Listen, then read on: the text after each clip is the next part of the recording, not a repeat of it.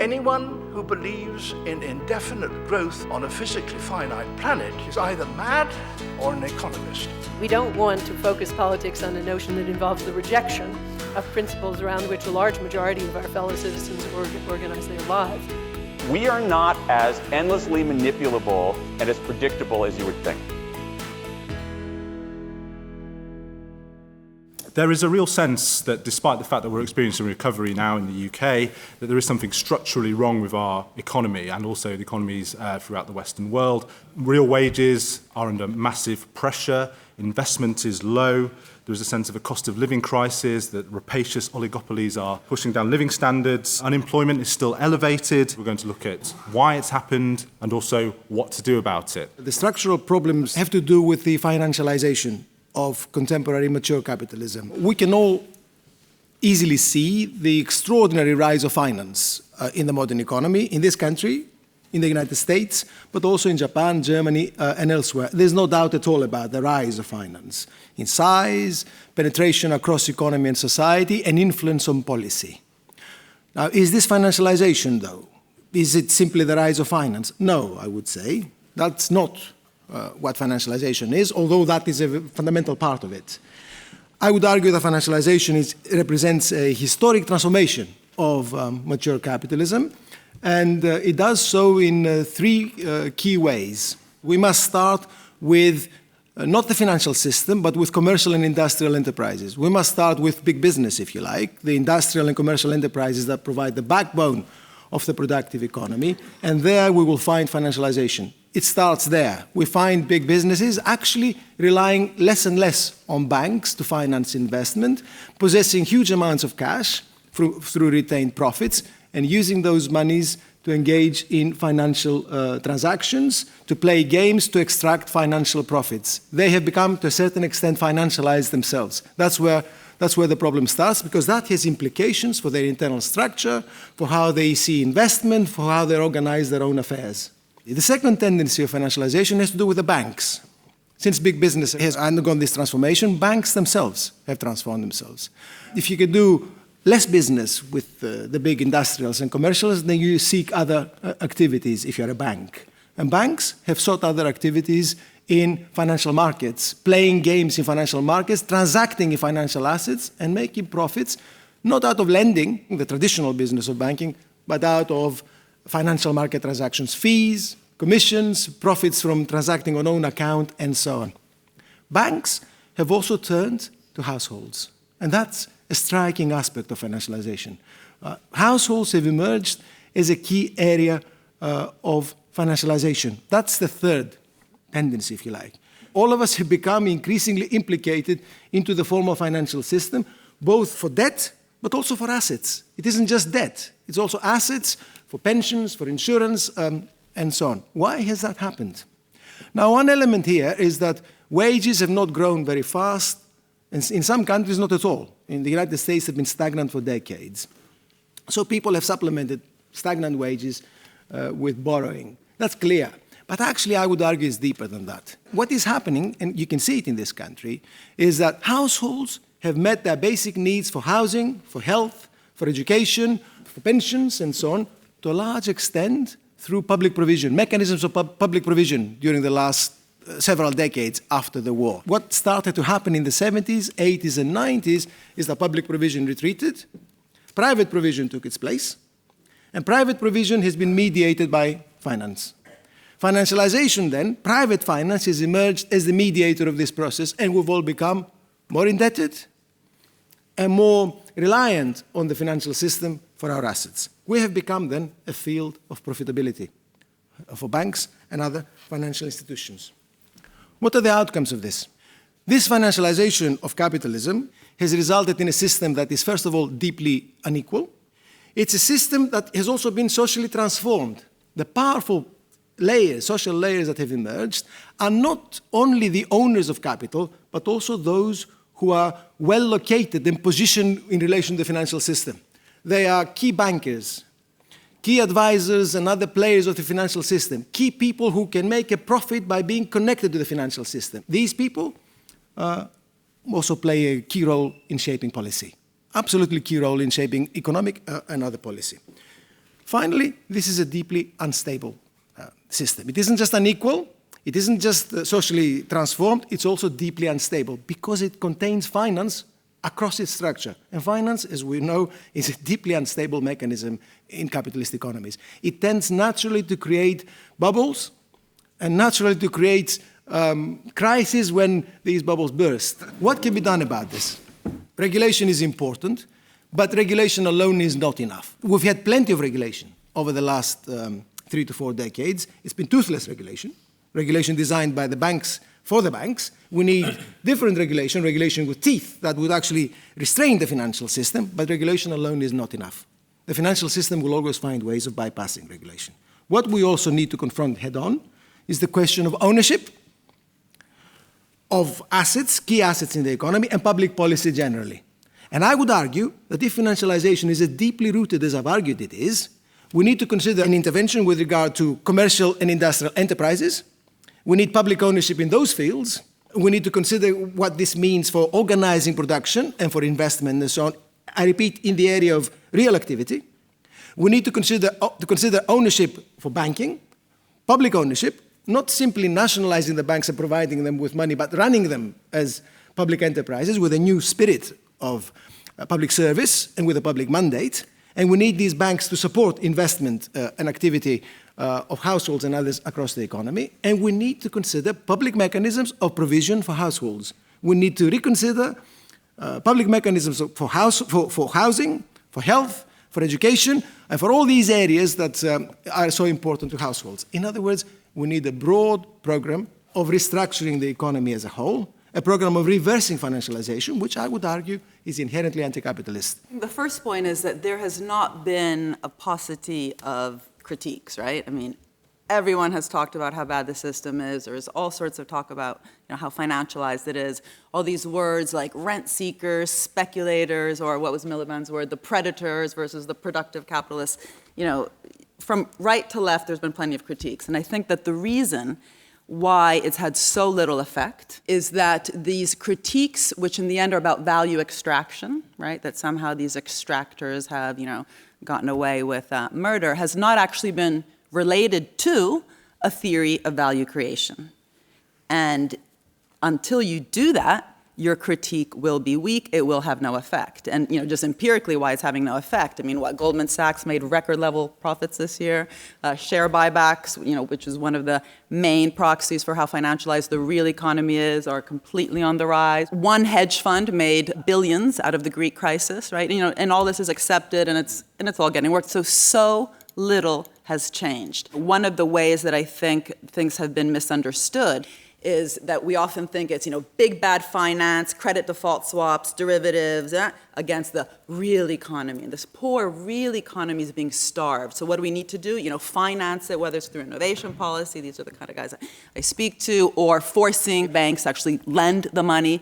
The problem is that the real economy, right, the industry, the pharmaceutical companies, the IT companies, the biotech companies, the clean technology companies of today are just as financialized and just as sick as the banks. And so how to think about both that problem, right, which is how to definancialize the real economy, not just think it's the big bad banks against industry, but also do what I was saying at the beginning, which is actually relate this critique about value extraction to value creation, I think really has to start going to the, pillars of where the problem is. So take, for example, this problem about share buybacks, right? So this is hugely problematic. Lots of people are talking about it. Just to give you some numbers, in the last 10 years, the Fortune 500 companies have spent $3 trillion worth on share buybacks. Top companies today in all the both high-tech sectors as well as medium-tech sectors are often spending more money on share buybacks than on areas like research and development, human capital formation, which we know actually causes long-run growth. Now, just complaining about that is not going to do anything. In fact, it's only getting worse. The reason why they're doing them, right, is because of this whole shareholder value, if you want, ideology. And again, you don't just say, oh, that's wrong. You say, well, what is it actually based on? What are the assumptions underneath that ideology? And if you actually go and read, Michael Jensen, who kind of popularized it, it actually has a theory of, a very strong theory of where value comes from. And his idea and the whole sort of ideology behind it is that the shareholders are the biggest risk takers. Everyone else has a guaranteed rate of return. And so then you ask yourself, well, who actually invested? Who actually did create the value that led to the internet? Well, it was often the taxpayers, right? I mean, every technology behind the iPhone that makes it smart was government funded. And there was no guaranteed rate of return. When the government funded the internet, and the internet was almost fully funded, actually it was completely funded by government, so there's no guaranteed rate of return. For every internet, you have 9 Concords, is how I often put it. And so the point is, that is a lie. It's just not true that the shareholders are the ones who are taking the biggest risks, and they're the residual claimants and the only ones without a guaranteed rate of return. But the only way to really attack that model is attacking this concept of who the risk takers are, who the value creators are. Same thing with sort of smaller type companies, the Facebooks, the Twitters, the Amazons. We like to think that they got the money from these venture capitalists, but actually lots of that early stage funding, as I said, actually came from the taxpayers. And what's very interesting, though, is that in 1976, when the venture capitalists actually got together as a lobby, right, the National Venture Capital Association, the first thing they did was lobby for what? Capital gains tax to fall, which has actually been one of the key drivers of inequality in both the US and the UK. And that was done with, again, a story about who the value creators are. And they managed to reduce it by 50% in 5 years. So in 1981 already it was 20%. In the UK, it was Gordon Brown, the Labour Party, that reduced the time that private equity has to be invested from 10 years to 2 years. And also in this country, VC, venture capital, and private equity aren't even differentiated, which here has made that type of financing even more short-termist. One of the biggest critiques that was actually made to the financial sector after all the bailouts was, socialization of risk, privatization of rewards.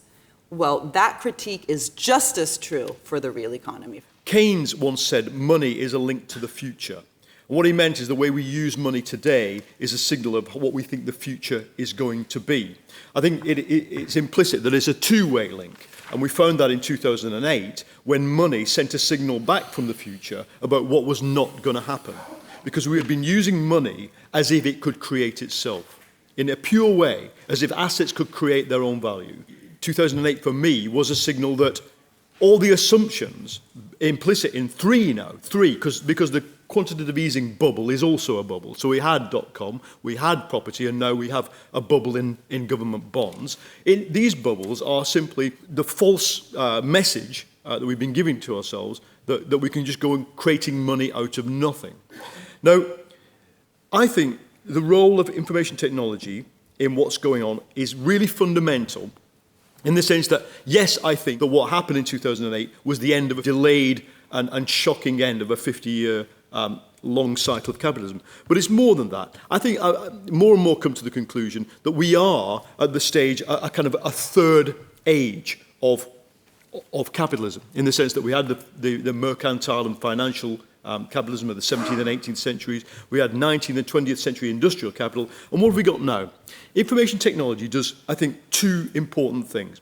First of all, it destroys the price mechanism, as understood by classical economics. That is, information goods cannot be priced through a mechanism unless you create an absolute monopoly around them, because they are infinitely copyable and pastable. Walras, the founder of classical economics, says, all goods are scarce. Well, I'm sorry, iTunes are not scarce. It is possible, theoretically, for every single one of us to own every iTunes in existence, except we wouldn't need to own them. We could simply share them, and the cost of them would not be 99p each.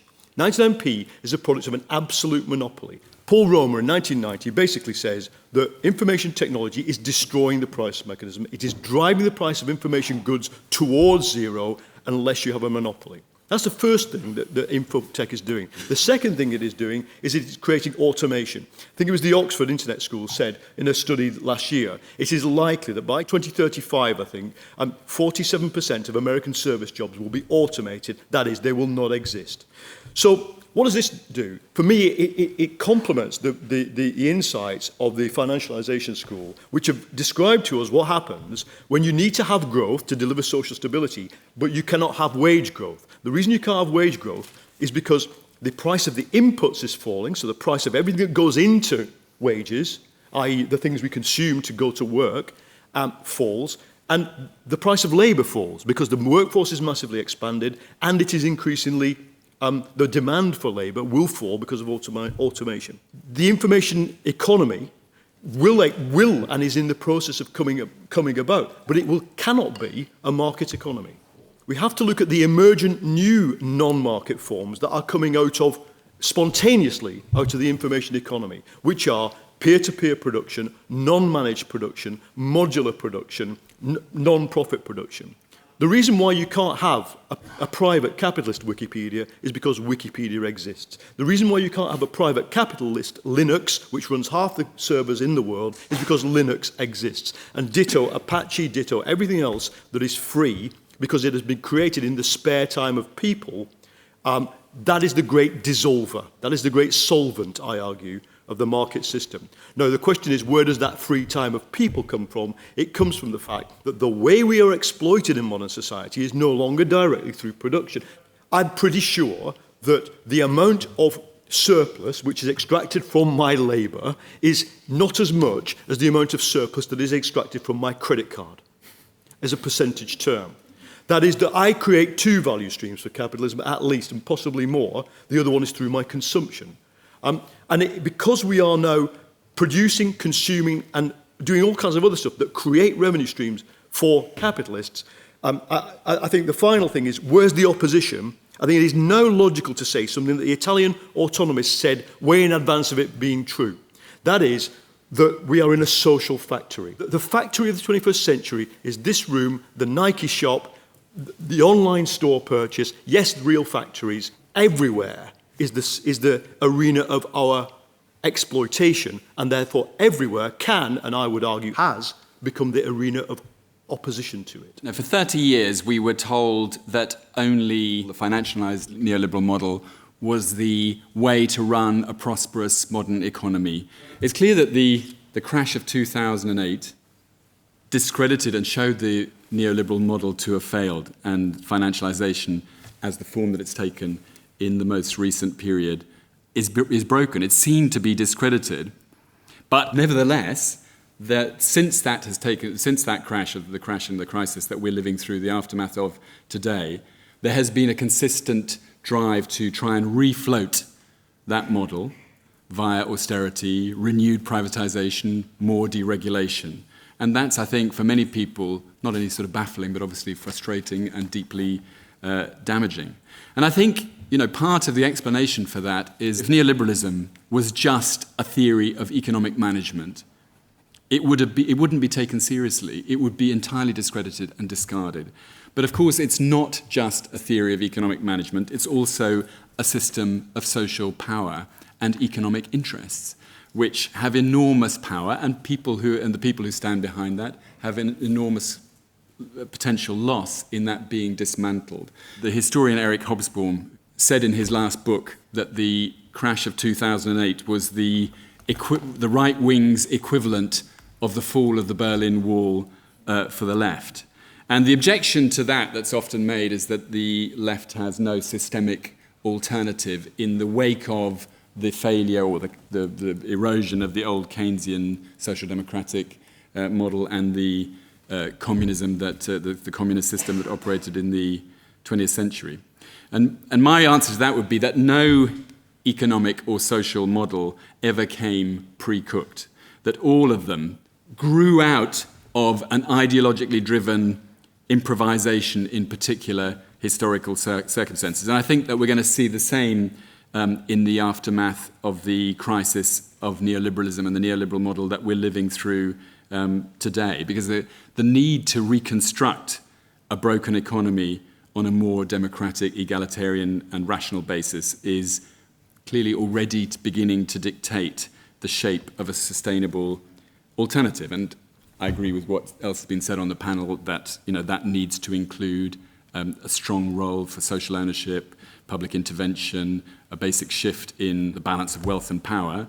And there needs, of course, to be much more work, although a lot of it's been done already, in fact, on how those forms of intervention and those forms of reconstruction of a socially controlled economy in the 21st century needs to take place. But I don't think the problem is so much that the detailed, worked-out alternatives of how a different kind of economic model can operate in the 21st century hasn't been done. I think the much greater problem is the social and political weight to turn that into reality. But I think there clearly are signs, not only in Britain but throughout the advanced capitalist world and far beyond, that change is already beginning to take place. I think you can see that what's happening, for example, in Germany and France in the remunicipalization or return to social ownership of basic utilities like and energy supply, gas and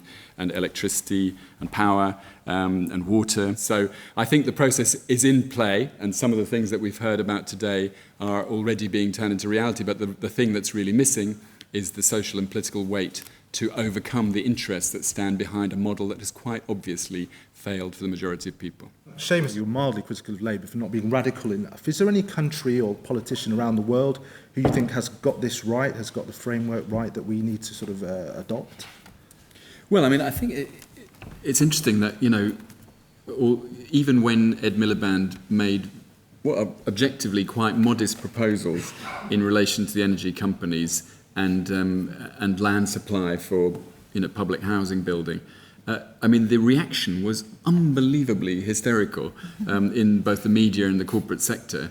And if you remember, in the couple of days after that speech was made at the last Labour Party conference, you know, the press was full of stuff about Stalinist, you know, dekulakization, and as though this was some incredibly radical and dangerous socialist measure that he was talking about. And of course it wasn't remotely, and then there was a certain amount of backpedaling because public opinion was so heavily behind it. And I mean, I think that goes for a lot of what we've been talking about. One of the things that, you know, is very striking in Britain, but also in other countries, including the US, that public opinion on a lot of these questions is well to the left of the political and media mainstream. And yet there's almost no one in the political mainstream that's able to say that. So why is that? It's obviously because of the social and economic interests which are pulling in the other direction and resisting that. I mean, on the question of models, I don't think there is a single model that you can pick up. And that was the point I was trying to make about, you know, how previous economic and social models have actually arisen out of particular historical circumstance and didn't come off the shelf. But I think there are things in Latin America, there are things in China, there are things in the European mainland that are happening, which are parts of an assembling a new way of doing things and a different way of doing things that would deliver, you know, a more successful economy, an economy that delivered for more people in a way that the existing model simply doesn't. And I think the problem holding it back is the social and economic interests that wouldn't benefit from that, and what happened last autumn in relation to Ed Miliband was a demonstration of that.